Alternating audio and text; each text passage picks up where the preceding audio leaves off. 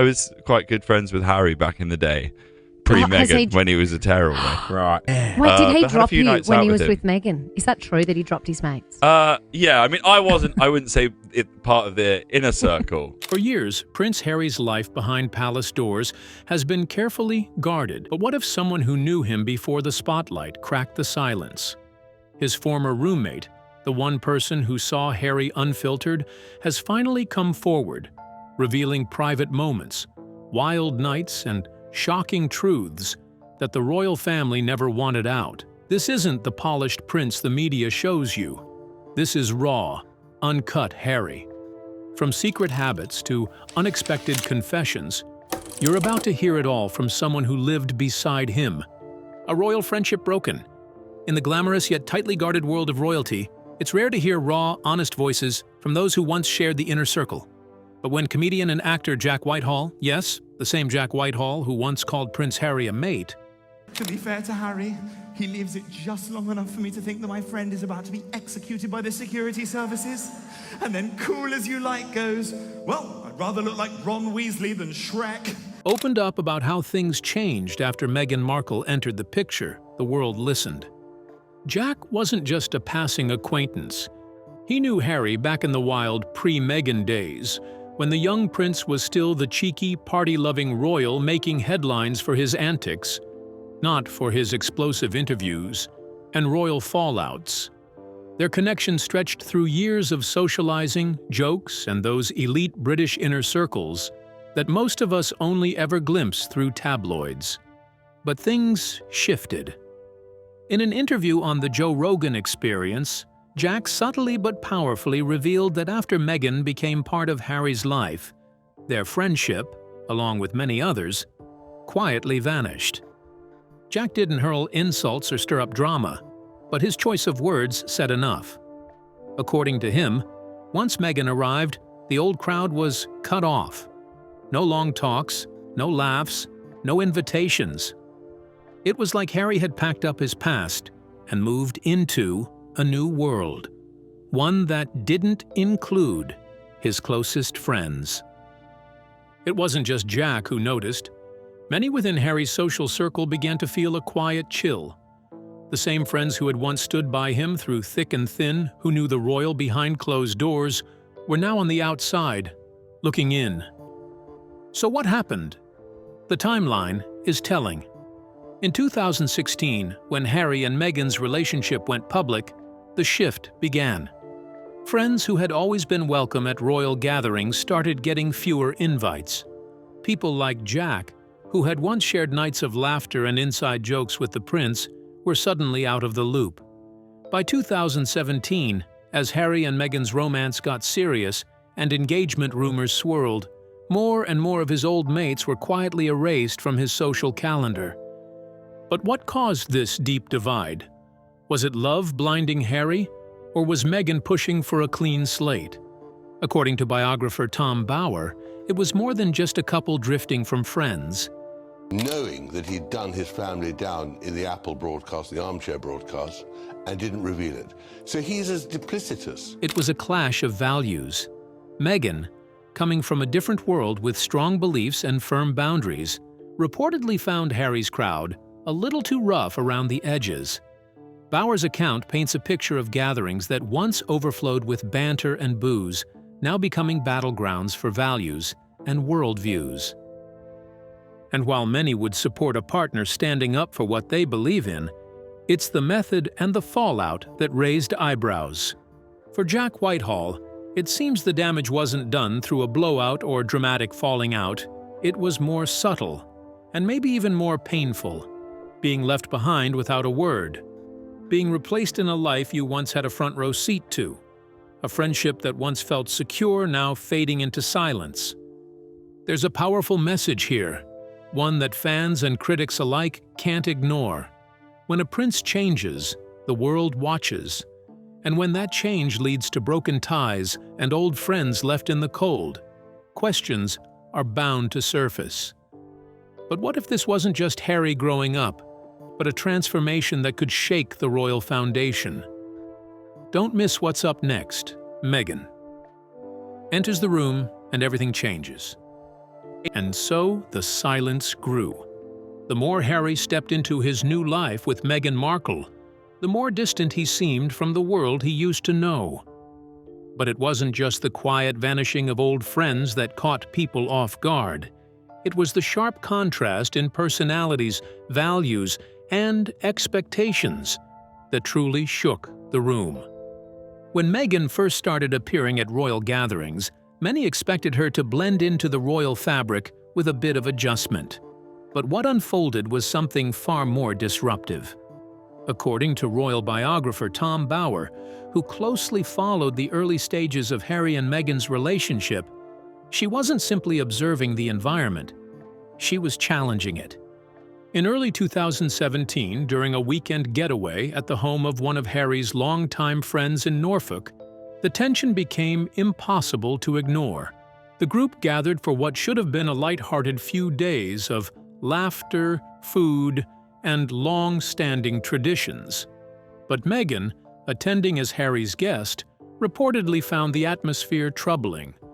As conversations drifted into edgy humor and political banter, typical of Harry's old crowd, Meghan didn't stay silent. According to Bower, she was quick to call out jokes she found offensive, comments she thought were inappropriate, and ideas that didn't match her values. Again and again she voiced her disapproval, questioning her hosts and challenging their behavior. Some in the group described it as being reprimanded. It wasn't just one awkward dinner either. The tension was felt throughout the weekend. What had once been a place of familiarity for Harry now felt like a minefield, where each joke or offhand comment could trigger a confrontation. For Harry's friends, it was a shock. Many had known him since school or served with him during his military years. They weren't used to being corrected like schoolboys in their own homes. And while Meghan was certainly within her rights to speak up, the sudden cultural clash was hard to ignore. This wasn't just about differing opinions, it was about two worlds colliding. Meghan, a confident, outspoken American actress with a strong moral compass and progressive ideals, walked into a room shaped by centuries of British upper-class tradition, dry humor, and unspoken rules. And she didn't hold back. Some guests later described her presence as intense, like walking on eggshells. One even confessed to feeling nervous about what to say around her, unsure of which comment might be challenged next. There was even a moment, lighthearted on the surface, that revealed the deeper discomfort. Someone at the gathering jokingly referred to Meghan as Harry's Hollywood princess. It was meant as a playful tease, but it landed awkwardly. The joke fell flat. The room went cold, and Harry didn't laugh. Instead, as one guest put it, he looked awkward and embarrassed. It was clear he wasn't going to let anyone treat Meghan as an outsider or a punchline, even if it meant pushing back against the very people he once considered family. What unfolded that weekend wasn't just a clash of cultures, it was the beginning of a bigger change. Meghan had entered the royal stage not as a silent observer, but as a woman ready to speak her truth, even if it meant shaking up centuries-old norms. For Harry's friends, it marked the start of the end. The inside jokes, the casual banter, the carefree weekends, they weren't just disappearing. They were being replaced by something entirely different, something serious, something new. And as the dynamic shifted, many were left wondering if Meghan had simply turned on the lights in a room that had gone unexamined for too long, or if she had simply never belonged in it in the first place, locked away or loved up. It wasn't just the traditions or the teasing that began to vanish after Meghan stepped into Harry's world.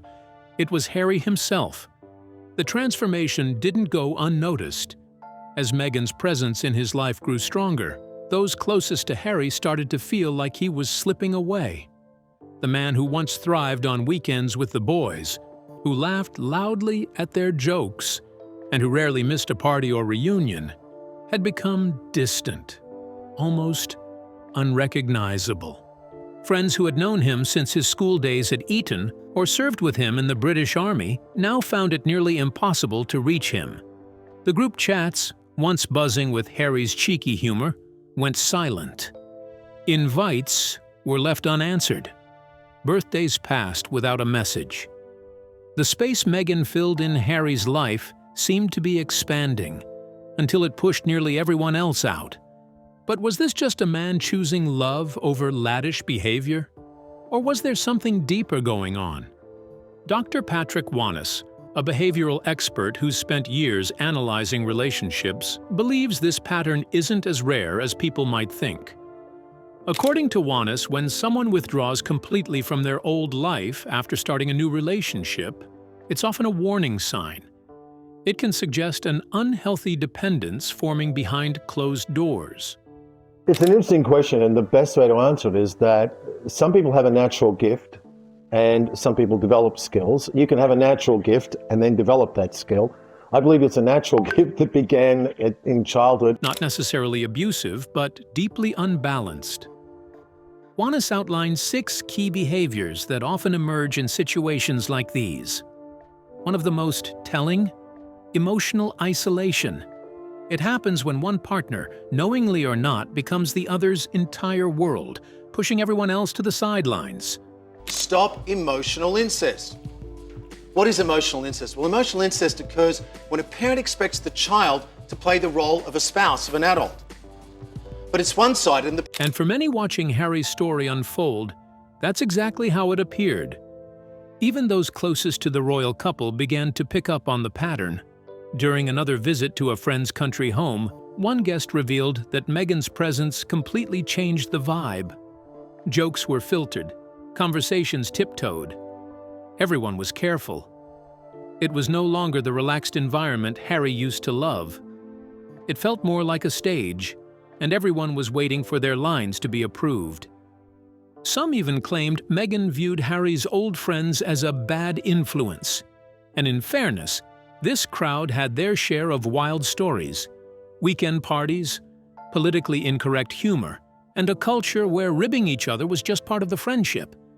Still, the atmosphere grew more strained. There was even an awkward incident involving Meghan's eating habits. During one weekend gathering in the countryside, believed to be in late 2017, some of Harry's old mates, perhaps trying to lighten the mood or perhaps testing boundaries, reportedly slipped meat sausages into the food, knowing Meghan was vegan at the time. Whether it was a prank or a petty act of rebellion, it backfired. Tensions skyrocketed. Trust was broken. The line between humor and hostility had been crossed.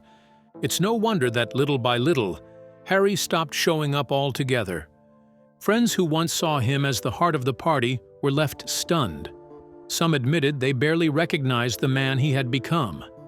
Others held out hope he'd eventually return to the fold. But more than a few accepted the truth. They had been cut off. Not because of a fight, not because of drama, but because Harry, it seemed, was no longer the same person. Maybe love had changed him, or maybe, as some experts suggest, he had simply found someone who made him question everything he once accepted without a second thought. Either way, his world was shrinking, and not everyone was invited inside. But what if Harry wasn't free? Just trapped in a new castle with higher walls and fewer windows? Let's find out what comes next. That marked the final goodbye. If what I was doing in the world, albeit important and meaningful as far as I saw it, was it deserving to have a seat at this table? By the time the royal wedding rolled around in May 2018, the divide between Prince Harry and his old inner circle wasn't just emotional, it was visible. For many of Harry's closest friends, the royal ceremony at St. George's Chapel in Windsor Castle didn't feel like a joyful reunion. It felt more like the final curtain. Several conversations. There's a conversation with you? With Harry. About how dark your baby is going to be? Potentially, and what that would mean or look like. A signal that the world they once shared with Harry had officially ended. Father on the one hand, and they're also dealing with it as the protector of an ancient dynasty. And we have seen that how, as protectors of the ancient dynasty, when they need to, they act brutally, as they did with Prince Andrew when they removed him from public office. Dozens of familiar faces were missing from the guest list, and those who did receive invitations weren't offered the same access as they might have expected just a few years earlier. Some of Harry's longtime friends, people who had stood by him during scandal, grief, and wild nights out, were seated far from the main action. A few only attended the ceremony, with no invitation to the more exclusive evening celebration hosted by Prince Charles at Frogmore House. To those paying close attention, the message was clear. The guest list had been filtered, not just for numbers, but for alignment. Those who had once made Harry laugh the hardest were now seen, perhaps, as liabilities, people who might clash with Meghan's values or image. Even more surprising was how few of Harry's military friends were present, men who had fought beside him in Afghanistan, who had shared moments of vulnerability and bravery in the harshest conditions, suddenly seemed to be forgotten. One former officer reportedly said, "We thought we'd be there. We thought we were part of his story. But maybe we're not anymore." There were whispers that Meghan had played a major role in the guest selection. According to biographer Tom Bauer, she and Harry curated the wedding list with precision. Celebrities, activists, Hollywood elites. Those were the names that filled the front rows. From Oprah Winfrey to George and Amal Clooney, the guest list looked more like a red carpet premiere than a royal affair.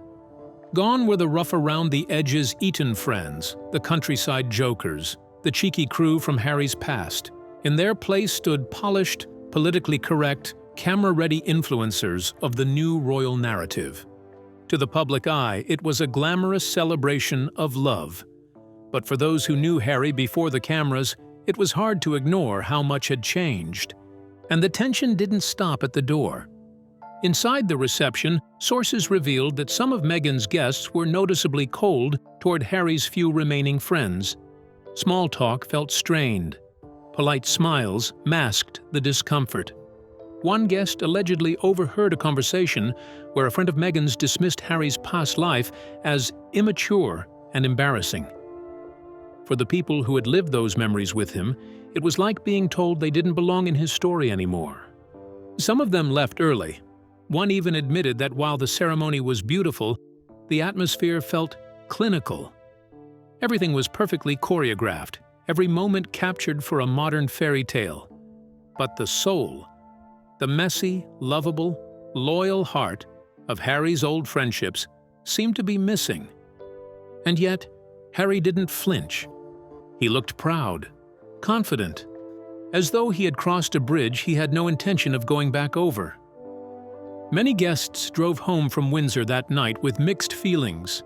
They had seen their friend marry the woman he loved, but they had also witnessed the final stage of a transformation that had started long before the vows. The prince they once knew. I think there's a sort of sense of both disappointment and exasperation at the palace that the couple feel the need to keep going on about how miserable they were in their royal existence. At the same time, the couple... As the cheers faded from the wedding and the royal headlines moved on, the people who had once shared every laugh, every heartbreak, and every adventure with Harry were left in silence. They didn't want the spotlight. They weren't after titles or attention.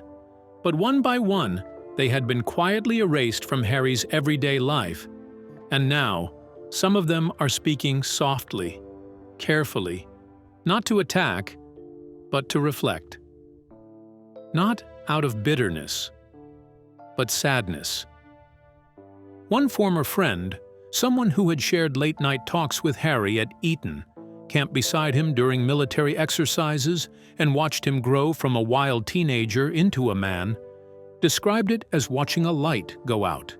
Not suddenly, slowly, like a room getting dimmer each time you turn around.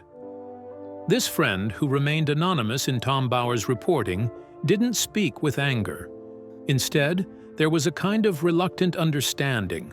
To be a core number of staff who would have been retained to run some kind of operation here for them. They've decided against that. They're severing all ties. It's a really strong signal that they are off on their own now in America and Canada. He admitted that Meghan brought out a different side of Harry. You know, Meghan herself has talked about the challenges of being biracial. She has said, you know, I wasn't black enough for the black roles, I wasn't white enough for the white roles, and I was in the middle as a mixed race. More serious, more thoughtful, maybe even more driven. With the surge in gender-based violence, the increased responsibility of unpaid care work, and new obstacles that have reversed so much progress for women in the workplace, we're at an inflection point for gender equity. But he also pointed out that in becoming that new person, Harry had left behind the boy they all knew, and the silence between them now speaks louder than words. He wasn't alone in feeling this. Another old pal recalled a time before Meghan when Harry would drop everything to help a friend in trouble. Whether it was a broken heart, a family issue, or just needing to disappear for a weekend, Harry was always the one you could call. You felt like he'd walk through fire for you, the friend said. Now you're lucky to get a text back. What struck many wasn't just that Harry had changed, it was that he seemed to actively reject his past. Things that once made him smile now seemed to make him uncomfortable. Jokes that once had him doubled over in laughter were now met with frowns. His new world demanded a different tone, and the people who knew his old one didn't seem to fit anymore. Some believe it wasn't just about love or growth, but image. Meghan had a vision, clear, ambitious, and tightly managed. She came from Hollywood, where narrative is everything, and to many observing from the sidelines, it seemed like Harry's rough edges were being sanded down to fit that script. His old friends, with their unpredictable humor and colorful stories, didn't match the polished new picture. There's one moment that stands out in the memories of several of Harry's former friends, a gathering at a London pub in early 2018. It was casual, unannounced, just a few mates catching up. Harry showed up late, looking distracted.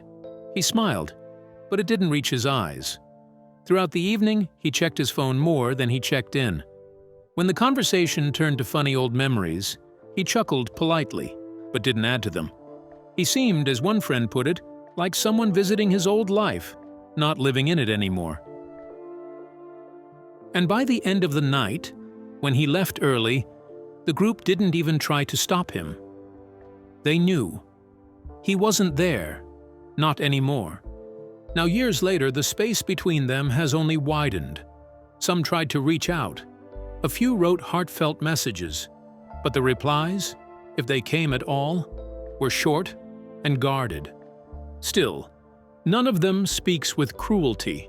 Instead, they describe their feelings as if grieving someone still alive, someone they once loved deeply, but who's no longer the same. And yet, through all of it, one question lingers in their voices. But what could have caused Harry to become a stranger to those who once knew him best? Keep watching. Harry through his roommate's eyes.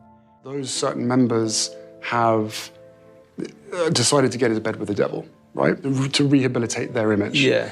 But the moment that that rehabilitation comes at the detriment of others, me, other members of my family, then that's where I draw the line. Out of all the people who got close to Prince Harry before his world changed, few knew him as intimately or as honestly as the man who once lived with him. Not as a royal, but as a brother in arms. In 2005, while training at the Royal Military Academy Sandhurst in Camberley, Harry shared a modest cottage on base with another young cadet. They weren't chosen based on rank or status, just two men learning to navigate one of the most demanding environments in the British Army. That year, they became more than roommates. They became confidants. To the outside world, Harry was still the wild royal, the party prince known for tabloid drama and missteps. But behind closed doors, away from the public eye, his roommates saw a very different man. He was surprisingly grounded, the former roommate recalled. More normal than anyone would expect. You forgot he was a prince after a few days. He didn't flaunt his title, and if anything, he worked harder to prove he wasn't looking for special treatment. Whether it was cleaning boots after a muddy field exercise or pulling his weight during grueling drills, Harry never asked for shortcuts. His mission was clear: earn respect, not demand it. Their nights were spent swapping stories and eating cheap meals in their shared kitchen. Harry was a strong listener, and in rare moments of quiet, he opened up, especially about his late mother, Princess Diana. Her death still hovered over him like a shadow. Sort of the years after Diana's death, there was a bond which was closer, arguably, than most siblings. I think the time when that bond started to fracture a bit. He often said he felt her absence in everything, especially in moments when he needed grounding. He talked about her more than people realize, the roommate shared. It wasn't for attention, it was pain, real and deep. But Harry wasn't always heavy-hearted. The person who lived in that Sandhurst cottage was full of life, quick with a joke, generous with support, and never too serious to lift a friend's spirit after a tough day. His loyalty was fierce. He'd check in on anyone struggling and stand up for those being overlooked. It wasn't an act. It was instinct. Looking back, the roommate said it's hard to reconcile that Harry with the figure he sees now, guarded, controlled, and always carrying the weight of public scrutiny. Back then, he was real, he said. He laughed without worrying about headlines. He could say what he thought, feel what he felt. Now, watching him from a distance, through interviews, sound bites, and staged appearances, he sees a version of Harry that feels carefully shaped, not just matured, but molded. There's still a spark of him in there somewhere, the roommate admitted, but you've got to look harder now. It's buried. He isn't bitter, just reflective. Like many who were once close to the prince, he respects Harry's choice to build a new life. But he also wonders if, in the process of stepping into that new world, Harry had to silence the truest parts of himself. And that's the quiet heartbreak that lingers. Not that Harry changed, but that somewhere along the way, the version of him who once brewed late-night tea, laughed at silly jokes, and spoke honestly about love and loss, may have been left behind in that little cottage on a military base. But what do you think happened to the prince his friends once knew? Was it growth or something lost forever? We'd like to hear your thoughts in the comments, and don't forget to like and subscribe.